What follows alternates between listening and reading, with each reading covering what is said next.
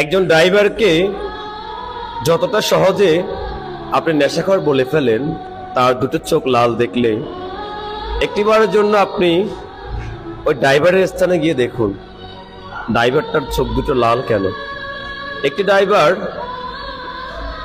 যখন সারা রাত গাড়ি চালায়, ঘুমোতে পারে না শান্তিতে, সে ড্রাইভারটার চোখ দুটো ক্লান্তিতে লাল হয়ে যায়।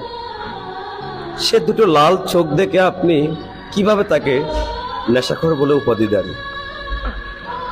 দয়া করে এই ভুল সংজ্ঞা থেকে বের হয়ে আসেন। একজন ড্রাইভারের জায়গায় যদি কখনো আসতে না পারেন, যদি তার কষ্টগুলোকে উপলব্ধি করতে না পারেন, তাহলে কখনো তাকে নিয়ে বাজে মন্তব্য করবেন না।